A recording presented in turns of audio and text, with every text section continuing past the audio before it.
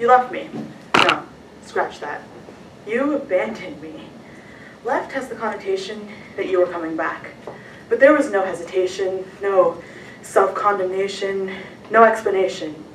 It wasn't like when a kid is forgotten in Costco, parent realizing she's not in the back seat, dashing back, apologizing, agonizing about traumatizing their precious progeny.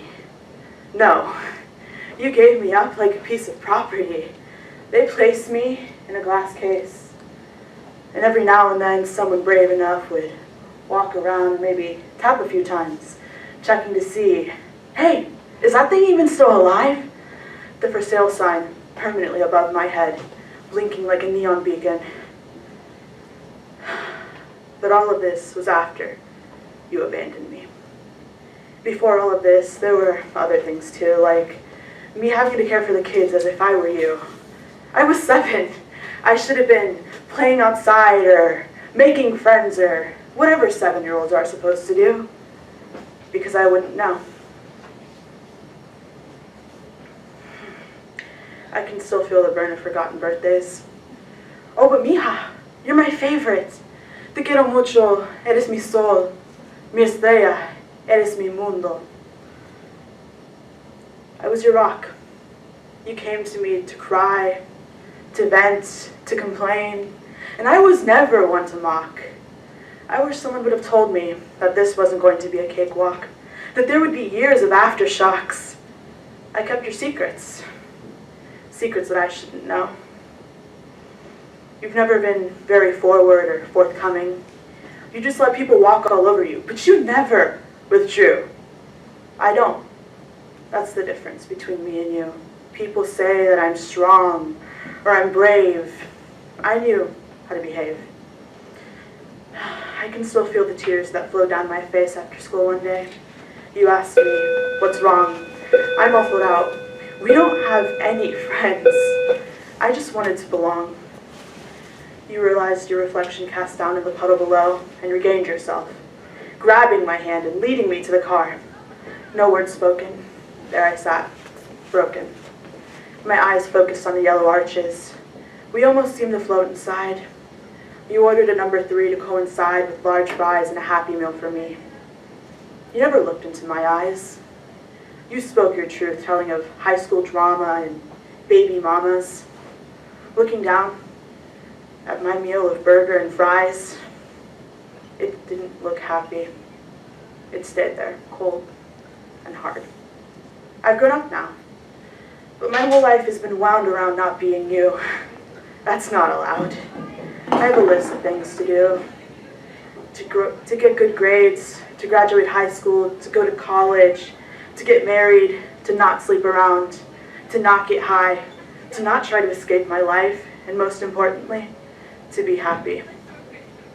This list has crept into my very being. I turn left and right, and there it is, still following me, dripping into my every thought. Because I refuse to accept your Happy Meal, full of empty calories and false promises of happiness and love. Love certainly isn't in that box. I start to see you in myself when I'm yelling at my mom. I can feel you on the back of my head, overtaking my thoughts, breaking, shaking, and I'm left quaking. Because if I squint hard enough, I can see you beckoning, telling me to look inside the box, pulling out mass-produced toys, cheap and plastic, and as I squeeze it, it liquefies, sludging down my arms. I feel it envelop me, and when I open my eyes, I pushed everyone away. I've taken my parents for granted, because they saved me, right? I hear the whispers in my ear. You're so ungrateful, shameful. You should be thankful. You've been saved. You're fixed. You're better. No, I'm not. I still cry to myself at night. Oh, but don't worry. I'm all right. Second voice comes next. You need to stop living in the past. It's behind you. And there is nothing you can do about it now. But it doesn't realize is that is who I am. I am my past, my present, my future, and I have wasted my life trying to escape it. Its grasp, cold and hard, and ever present, its fingers gripped upon my neck, refusing to loosen, restricting with every breath. I'm tired of the cliches, the things people say every day. Adoption saves lives. Yes, it may, for those who survive. But you can't just throw an abused dog into the arms of a child. That kid's not going to know it hit him. And then the dog will most likely be the one bitten.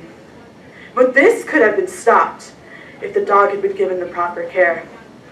Soon I have to choose if I want you back in my life. I know you want me to be nice. I know you want me to welcome you with open arms. Like I could forget all these open wounds inflicted on me, gifted by you.